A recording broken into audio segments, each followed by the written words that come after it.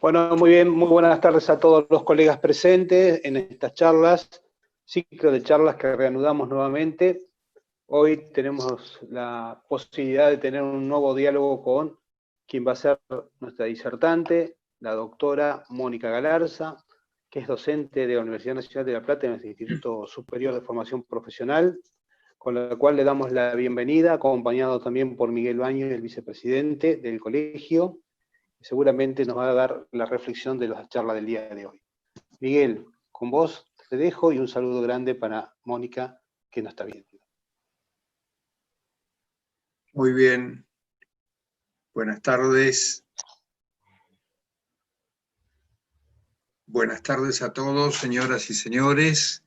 Estamos en compañía hoy de la doctora Mónica Laura Galarza, que es, además de una muy buena amiga, es una persona que nos ha prestado un gran apoyo y nos presta en el Instituto de Formación de nuestro colegio.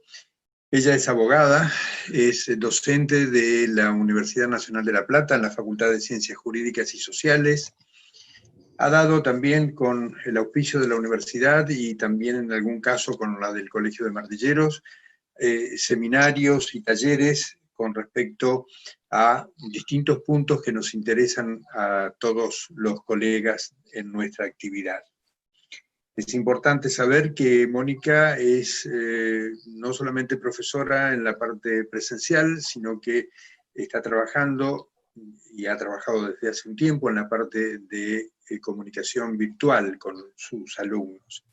Eso lo hace una docente especializada en este tema y en su profesión, en la parte, digamos, que tiene de actividad dentro de la sociedad, además de su docencia y de escribir como escribe y de estudiar todo lo que estudia, se dedica a la creación de y registración de sociedades y asociaciones civiles. Es muy poco lo que generalmente se puede llegar a decir con un título solamente. En este caso creo que hay mucho para decir cuando se habla del derecho de acceso a la vivienda y sobre todo de aquel derecho de acceso a la vivienda que puede en algún momento verse controversial con lo que es la inversión inmobiliaria. Esto es un tema que ha llevado, inclusive en algunos de los seminarios, la doctora Galarza al contacto con muchos de nuestros colegas, pero hoy lo damos aquí para todos. Hay que hacer notar que la segunda parte es también de nuestro interés, en el sentido de que se trata de la problemática actual de las garantías para las locaciones, algo que está hoy en el tapete. Bien, les voy a confirmar que esta audición también está saliendo por el canal de YouTube. Los que están en el aula virtual, los asistentes, van a poder tener, luego de finalizada la disertación, la posibilidad de efectuar preguntas y para eso le pedimos que levanten la mano, serán individualizados y podrán efectuarla de viva voz a la disertante. A quienes nos acompañan en YouTube, les hacemos saber que una vez finalizada la disertación, nos despediremos de ellos. Bien, les agradecemos la presencia a todos y a partir de este momento, Mónica, quedan en tus manos. Adelante. Bueno, muchas gracias Miguel, muchas gracias Aníbal, gracias por la presentación. Así que como ya nos adelantó Miguel, vamos a hablar hoy acerca de lo que implica, sobre todo en estos momentos de pandemia, de cuarentena, la cuestión del acceso a la vivienda, que hoy en día yo creo que el concepto de vivienda y de una vivienda digna tal vez adquiera otros matices, ¿no es cierto? Porque estamos en un contexto fuera de la normalidad, estamos en un contexto particular. Entonces, estos conceptos que para ustedes es tan familiar y que ustedes los tienen tan naturalizados y tan comprendidos dentro de una práctica que en este momento ha cambiado y que seguramente en el futuro, a raíz de todas estas cuestiones, va a seguir cambiando. Entonces, cuando hablamos de el derecho de acceso a la vivienda, y yo lo planteo versus a la inversión inmobiliaria, como si existiera un conflicto, ¿no es cierto?, entre estos conceptos. No sé si hay un conflicto. En ciertos aspectos pareciera que el derecho de acceso a la vivienda se contrapone al concepto de inversión inmobiliaria, o que lo que abarca la inversión inmobiliaria no tiene en cuenta a la vivienda como un derecho básico, ¿no es cierto? Pero bueno, veremos que hay ciertos matices en cuanto a esto también, y que sobre todo adquieren otra significación hoy por hoy en este contexto. Y también vamos a hacer una referencia en todo este amplio campo a la problemática que actualmente se plantea con relación a las garantías en punto a las locaciones urbanas. ¿Sí? La siguiente, por favor. En la actualidad, acá yo les planteo gráficamente esta como dicotomía que no es real de el acceso, el derecho de acceso a una vivienda digna, ¿no es cierto? Como dice acá, el derecho humano de acceso a la vivienda versus la inversión inmobiliaria. Y fíjense que si bien lo planteo como si fuera una antinomia o si fueran conceptos irreconciliables, en realidad esto requiere de un equilibrio que no siempre se logra ni desde el lado del reconocimiento de la vivienda como un derecho básico, como un derecho universal y como un derecho humano, ni tampoco se logra desde el campo de lo que es la inversión inmobiliaria, el mercado inmobiliario. Es muy difícil lograr este equilibrio, pero constantemente ustedes en su profesión buscan hacerlo, y todos los operadores del mercado inmobiliario, no solamente los corredores como especialistas en esto, los martilleros, sino también los abogados, los economistas, todos los que intervenimos como operadores en el mercado inmobiliario, tratamos de lograr este equilibrio tan complejo, ¿no es cierto?, tan delicado. Fíjense que en este momento la imagen, ¿cuántos inquilinos, cuántos locatarios se pueden ver reflejados en la imagen de este querido don Ramón de la vecindad del Chavo? En este momento, donde sabemos que por el decreto de necesidad y urgencia decretado por el Poder Ejecutivo Nacional, no es posible reclamar el cobro de los alquileres y de las expensas atrasadas, y entonces eso pone no solamente al inquilino en una situación de deudor, sino también a el locador. En este caso, ¿se acuerdan de el querido señor Barriga, que insistentemente reclamaba las deudas atrasadas a don Ramón? ¿Cuántas de estas situaciones hoy, en este contexto de la pandemia, se replican? ¿Cómo se han multiplicado, se han popularizado todas estas situaciones? Inquilinos que no eran don Ramón, pero que en este momento terminan siéndolo, ¿no es cierto? Así que digamos que estamos en una situación donde debemos volver a dar una mirada a estos conceptos que consideramos comprendidos, aprendidos, sabidos, incorporados hasta nuestra vida cotidiana, y verlos desde otra perspectiva. Y acá es donde vamos a ver que el derecho a una vivienda digna, que es un derecho básico, es un derecho humano básico, universal, reconocido por nuestra Constitución Nacional. No es solamente un derecho civil, es decir, que se le reconoce al individuo, sino que es un derecho social. El concepto de vivienda digna, inclusive la ONU, la Organización de Naciones Unidas, cuando ha definido qué debe entenderse por vivienda digna, se ha referido a una vivienda que debe reunir 3 caracteres básicos.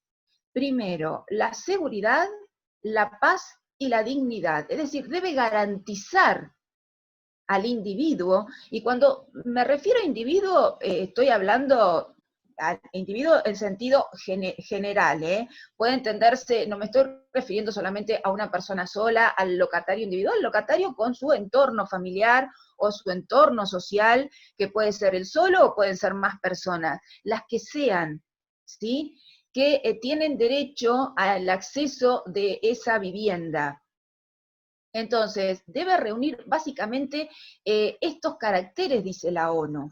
En base a estos parámetros establecidos por la ONU, es que los distintos países aliados en el mundo han legislado y han reglamentado el derecho de acceso a la vivienda. Y sus constituciones han establecido que justamente el reconocimiento y la reglamentación y la amplitud de este derecho tenga estos parámetros de seguridad, de paz y de dignidad.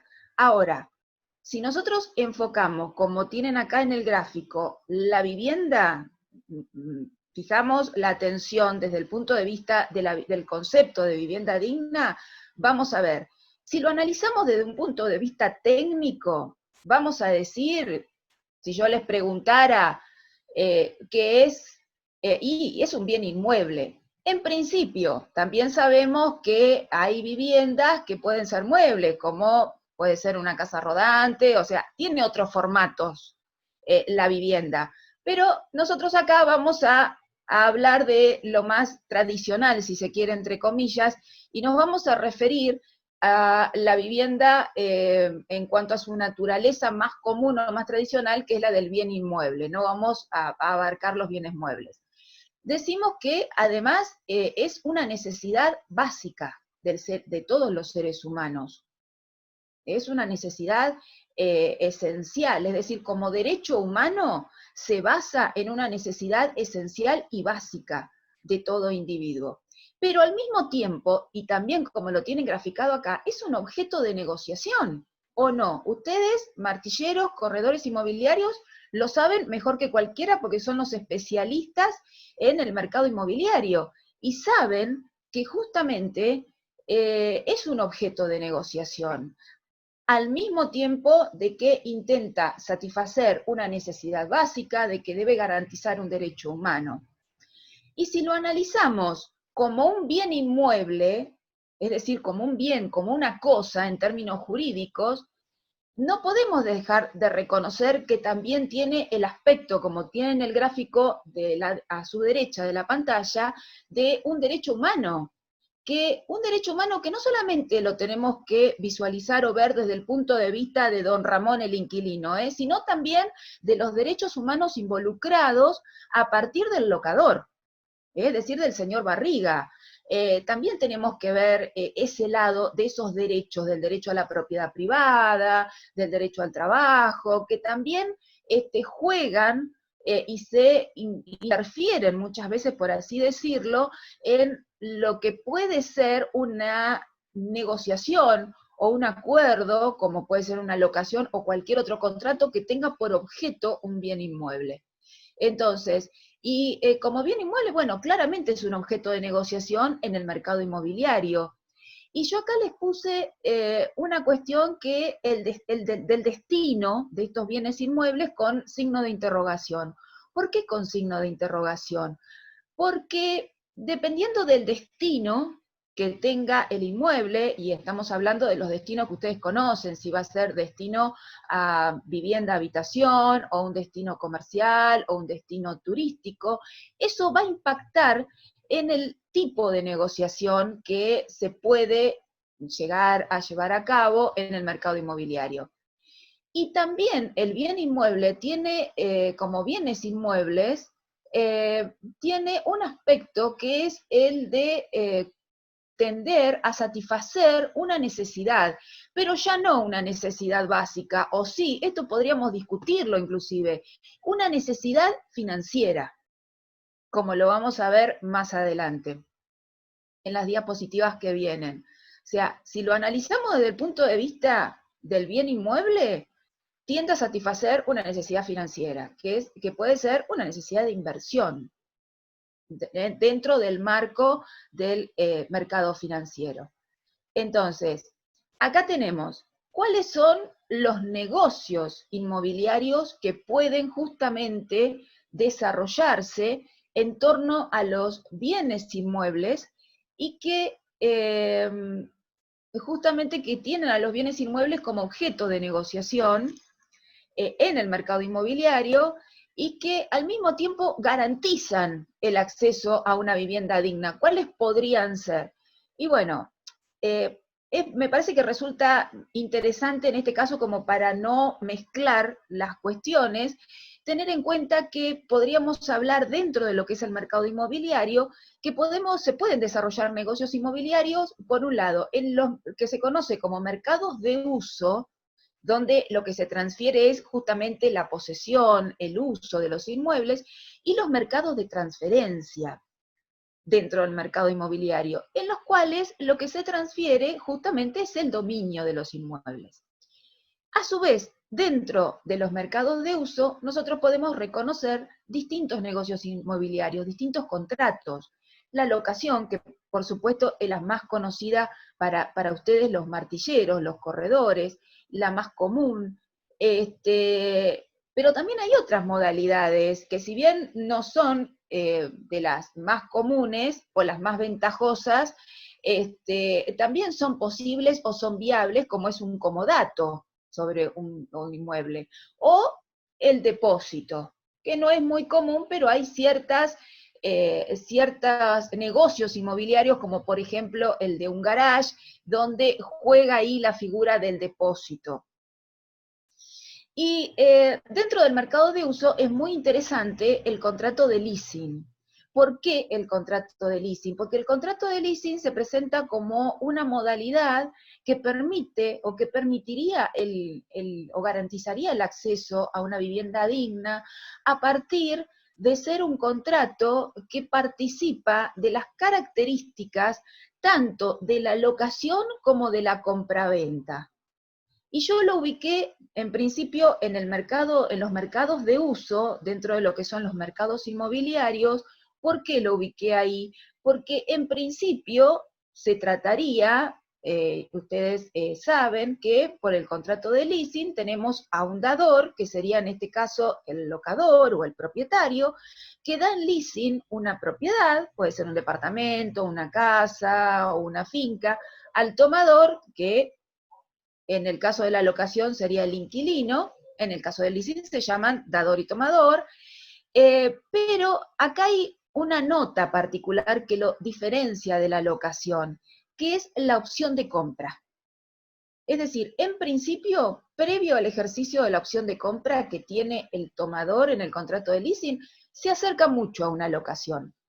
Pero justamente es una de las grandes diferencias con la locación inmobiliaria, la del leasing inmobiliario, que le da esa opción de compra que la locación inmobiliaria no da. Y en el caso, pero es una opción, no es una obligación.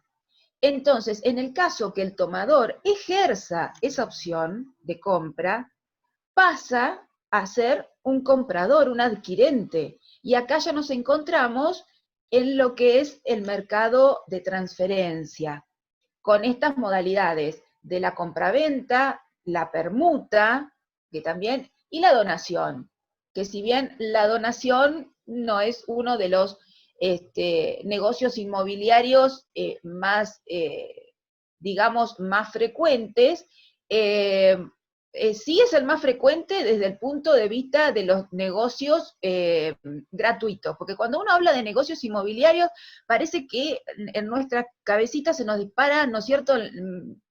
Internamente nosotros pensamos siempre en negocios onerosos, y dejamos de lado todo lo que tenga que ver con la gratuidad, pero en realidad no deja de ser un negocio. La donación, si nosotros la analizamos, que muchas de estas donaciones se hacen en un contexto, por ejemplo, de una herencia, o se hacen en un contexto donde los padres donan la vivienda familiar, la casa de familia a los hijos para poder justamente garantizarles el acceso a esta vivienda digna para cuando ellos no estén, y lo hacen en vida. Hacen una donación con reserva de usufructo. Entonces, si bien cuando hablamos de negocios inmobiliarios, la primera impresión es que todo nos lleva a lo que son los negocios onerosos. Ojo, que es un concepto amplio. La donación no deja de ser un negocio inmobiliario a pesar de ser un contrato, como ustedes saben, gratuito, que implica un acto de liberalidad del donante hacia el donatario. Pero, ¿por qué lo involucré ahí en el gráfico? ¿Por qué lo involucré de esa manera? Porque me parece que es un negocio que permite, como yo les decía, y garantiza también el acceso a la vivienda digna. Bueno, y acá tenemos algunos negocios que justamente se pueden realizar sobre los inmuebles, algunos negocios inmobiliarios. Y se los agrupé, fíjense, en cuestión de justamente la finalidad. En un primer orden tenemos a la compraventa, la permuta, la donación y el condominio, que si bien la donación es en principio gratuita, a diferencia de los otros que son onerosos, todos tienen por finalidad es la transferencia del derecho real de propiedad. ¿Sí? En el otro renglón, o en el otro parámetro, encontramos a estos negocios sobre inmuebles que lo que transfieren es el uso, la posesión, la tenencia del inmueble, por un determinado tiempo, como puede ser la locación, el leasing, previo, como dijimos, al ejercicio de opción de compra, el comodato, que es un préstamo gratuito, el depósito o una cesión, podría ser también, ¿sí? Y después tenemos otro tipo de negocios, un poco más complejos, que permiten y garantizan también el acceso a una vivienda digna, y que son los fideicomisos, pero aparecen como un rubro aparte, porque en realidad los fideicomisos inmobiliarios requieren de una cierta arquitectura muy precisa. Y si bien acá estamos hablando de negocios onerosos, hay un complejo de negocios que involucra el fideicomiso a su vez, que si bien son onerosos, implica la transferencia, sí, de la propiedad, pero con un pero, ¿no? O sea, el fideicomiso implica la transferencia de la propiedad del fiduciante al fiduciario, pero con un pero.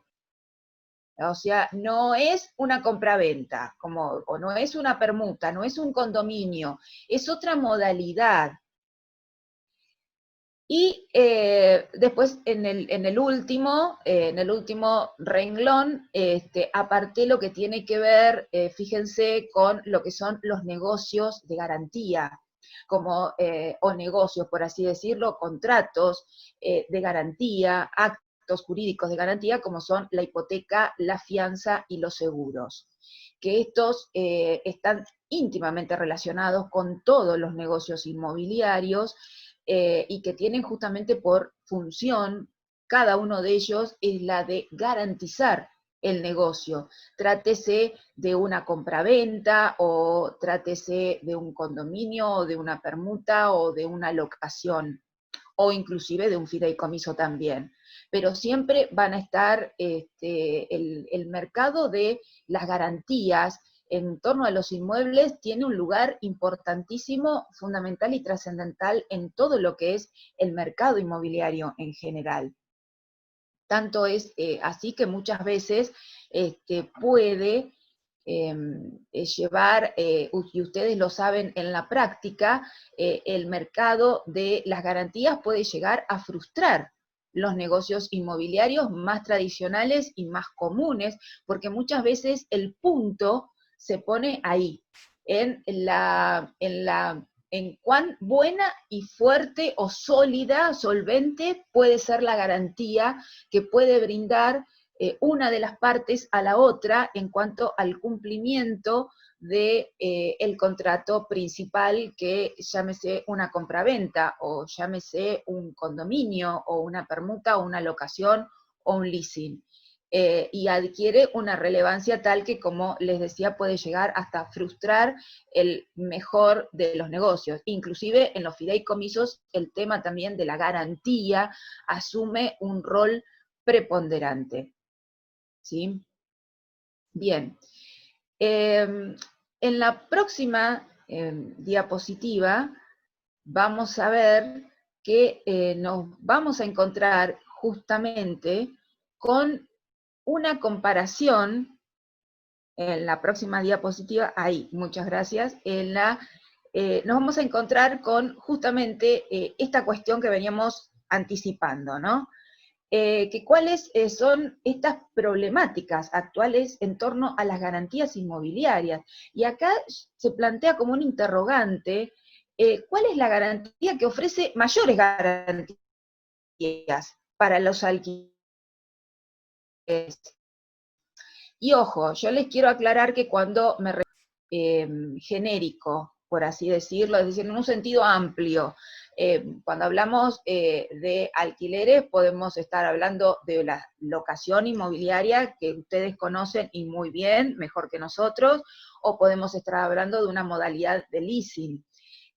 Pero digamos que acá lo de las garantías inmobiliarias, obviamente por lo que implica, adquiere una relevancia particular cuando se trata de una locación inmobiliaria o un leasing, porque lo que se transfiere no es la propiedad, sino el uso. Entonces, el tema de las garantías acá es una cuestión preocupante. Y acá tenemos como para recordar que, fíjense que hay como un desbalance, ¿no es cierto? Porque si ponemos en la balanza cuáles son las garantías que ofrecen mayores garantías o las que pesan más, tenemos por un lado las consideradas, entre comillas, tradicionales o más comunes, que son las que generalmente el mercado inmobiliario o los operadores inmobiliarios, martilleros, corredores y abogados también, cuando les toca intervenir, se inclinan por ofrecer o por requerir al inquilino, en su caso, o sugerirle al propietario que solicite, que es la garantía propietaria. Y la garantía propietaria, como todo, tiene sus pros y sus contras. Como ventaja, digamos, tiene que habilita la vía ejecutiva en lo que es sede judicial, es decir, ante el incumplimiento se puede reclamar, se puede abrir una vía judicial. Y la vía judicial que se puede abrir es la vía ejecutiva. La gran ventaja que tiene la vía ejecutiva es que es muy expedita. ¿Qué quiero decir con esto? Que es muy ágil, muy rápida, es mucho más abreviada y más corta en los plazos que otro tipo de vías, como puede ser un juicio ordinario, que tiene más etapas, que demora más. Entonces, la garantía propietaria permite habilitar este tipo de juicios rápidos, ejecutivos.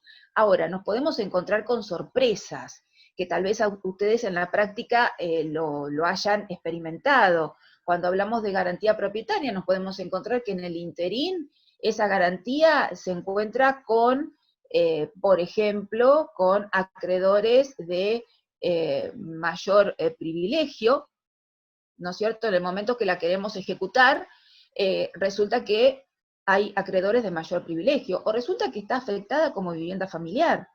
El instituto que la protege en este momento como vivienda familiar ante cualquier medida cautelar o de embargo, y la hace en principio inenajenable, inembargable, inejecutable.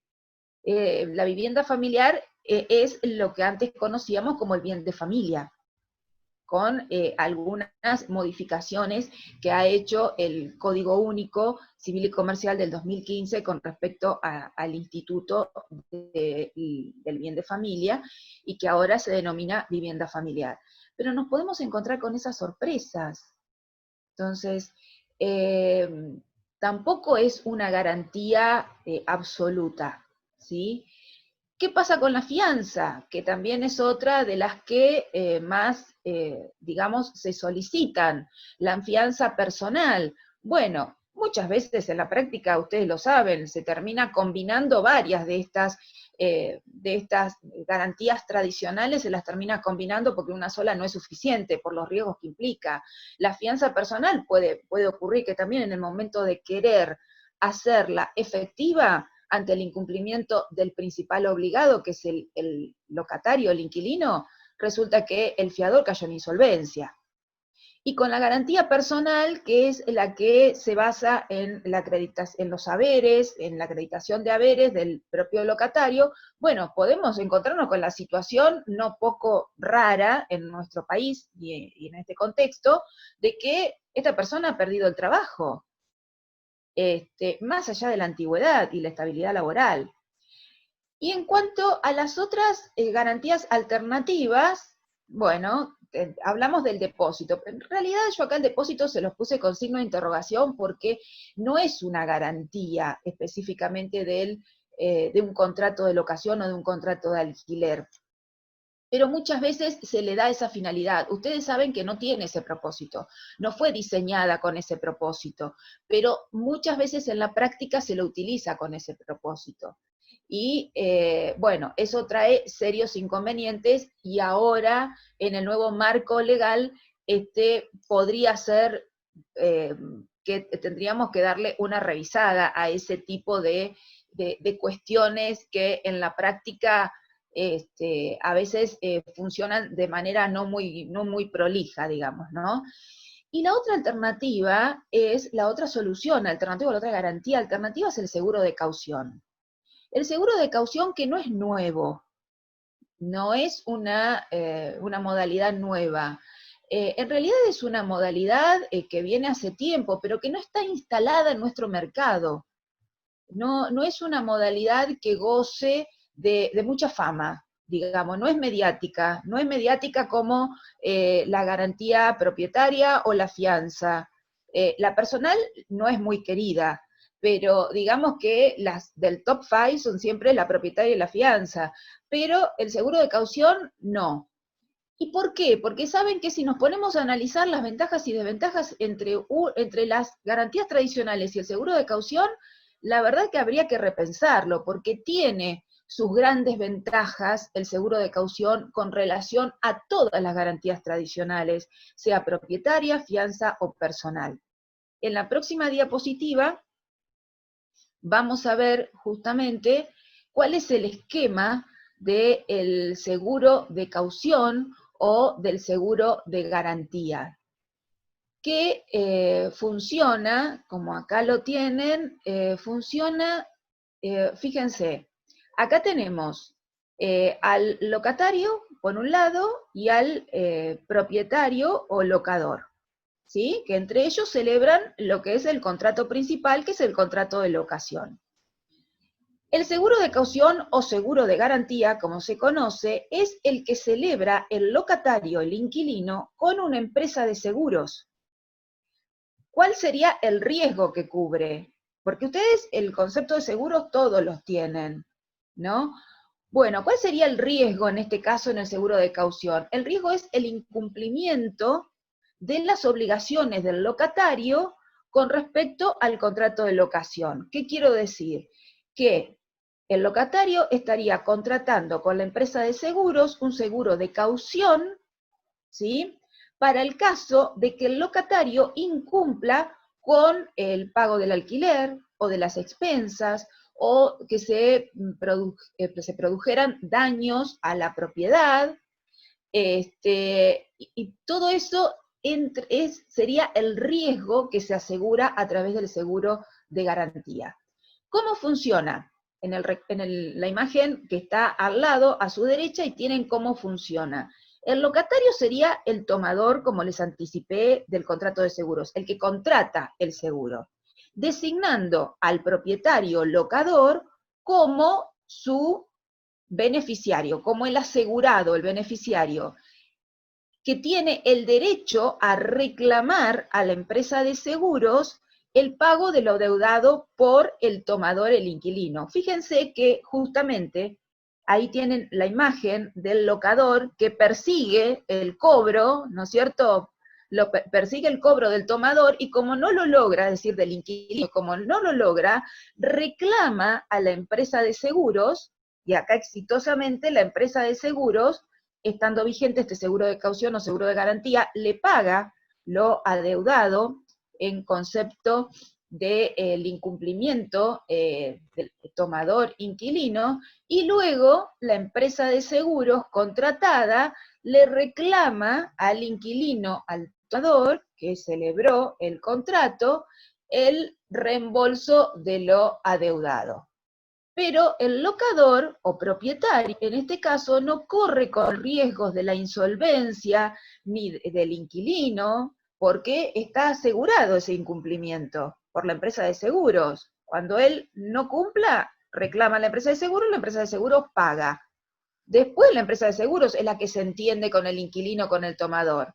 Pero en el caso que el tomador, por ejemplo, lo despidan de su trabajo, lamentablemente, pierda el trabajo o caiga en insolvencia, o la garantía que haya dado no pueda ejecutarse, no pueda hacerse efectiva debido a la naturaleza y a las características en el momento que debería hacerse ejecutable, no es posible hacerlo, y en ese momento el locador tiene la posibilidad entonces de recurrir a la empresa de seguros para reclamar lo adeudado, y fíjense lo contento que está porque le han pagado todo lo que le debía la empresa de seguros, ¿sí?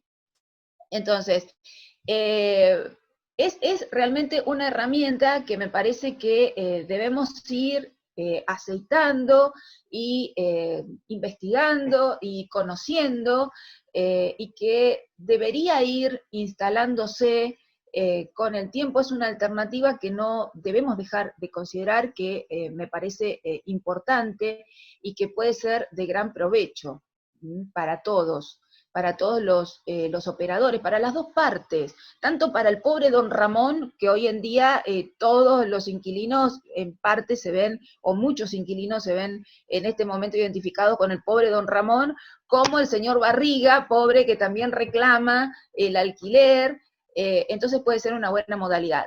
Como todo en la vida, una de cal y una de arena, tiene sus desventajas. La gran ventaja es que no requiere una instancia judicial para hacerlo efectivo, como ustedes vieron, porque es un contrato de seguros, el seguro paga. Sí, pero sí son los costos de estos seguros. No, la verdad que eso es lo que ha impedido, creo, en gran parte la instalación de este tipo de negocios, y que se hiciera más popular, más masivo y más conocido como una alternativa, como una garantía alternativa y efectiva para los contratos de alquiler.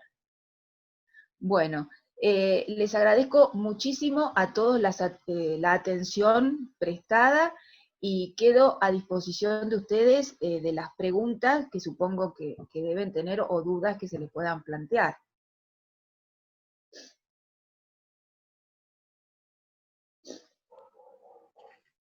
Bueno, señoras y señores, colegas, sobre todo todos aquellos que han intervenido en esta primera parte, aquellos que nos han seguido por YouTube, les agradecemos profundamente en nombre del Colegio de Martilleros, del Departamento Judicial La Plata, de la Asociación de Martilleros de La Plata y de todas aquellas otras asociaciones que nos acompañan en este esfuerzo.